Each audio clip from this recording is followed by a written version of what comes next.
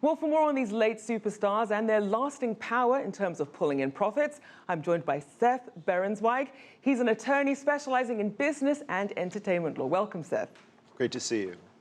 So, in terms of your initial reaction to this list, what were some of the standouts and perhaps some of the surprises?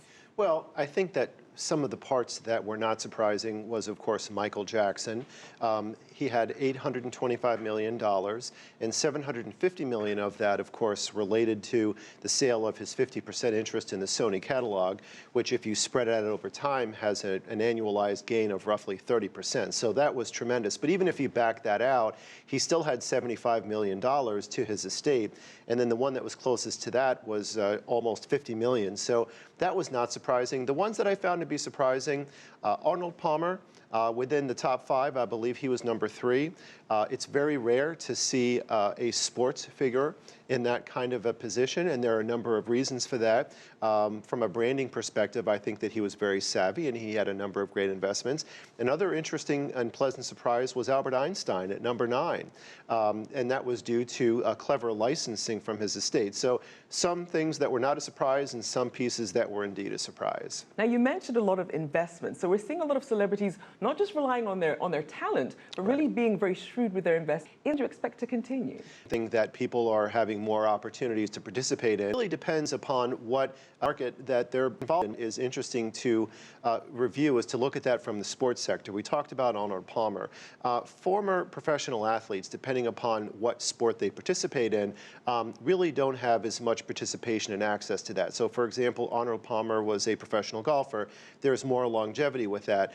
The average professional athlete that plays football in the United States, for example, really only has a playing expectancy of a little bit over 3 years. And a lot of the players who are drafted in the NFL draft get a standard base salary that's commanded under the collective bargaining agreement. So there are opportunities, but sometimes they're unequal. And you mentioned golf. A lot of people are also wondering, Muhammad Ali obviously died recently as well. People are wondering, where is he on this list? That's a great point, and that was something that I was thinking about when I saw the list. I think that Muhammad Ali had a couple of events in his life that had an impact. First, he was suspended for a couple of years from boxing, so he had a little bit less of a runway.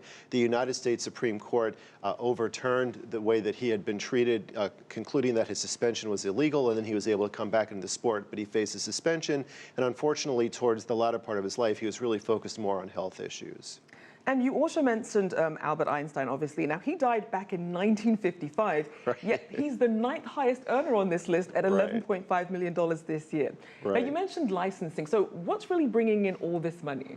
Well, in that instance, as well as in several others, it has to do with licensing revenue. So when that individual or subsequently his or her estate has licensing that is done in the correct legal manner, that can really bring in a lot of revenue. There are a lot of individuals that within those legal contexts don't take advantage of those opportunities, even though it's just splayed out on a golden platter. So when you take a look, for example, at people in the music industry, you do see a number of musicians on this list. David Bowie was brilliant, and he was able to be one of the first musicians in history to sell bonds against the future revenue streams of his music. But unfortunately, there are some amazing people in the music industry that don't take care of intellectual property, licensing, and things like that. So it can be very powerful in both directions. Now let's also take a look at some of the diversity on the list. We noticed that most of the people on the list are from the West, either from the US or Europe. So what about China? We know that Jackie Chan's acting and his shrewd investments actually put him on the 2nd highest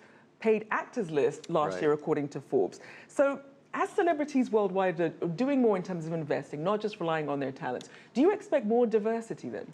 I do. I expect more diversity, both with regard to that perspective and also with respect to gender. There are only 2 women on the list, Betty Page and Elizabeth Taylor. There have been controversies in Hollywood and internationally about the opportunities for women to have equal access to high salaries. And from a diversity standpoint, you're absolutely right. That has also been a controversy in Hollywood as well as abroad. But I do agree with you. I think that will change over time, both because of amazing talent overseas as well as the proliferation of technology that allows different mediums of communication and broadcasting. The internet and independent labels have created a lot more opportunities here and abroad, and that's going to provide more diversity and fairness in the future.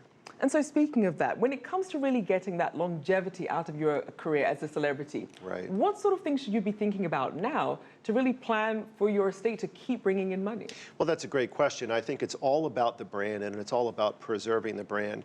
I think that celebrities, as well as anyone who's looking from a business perspective, need to be more careful to have the right plugins. You have to put the right carburetor into the engine to make sure that the engine has power and the car can go.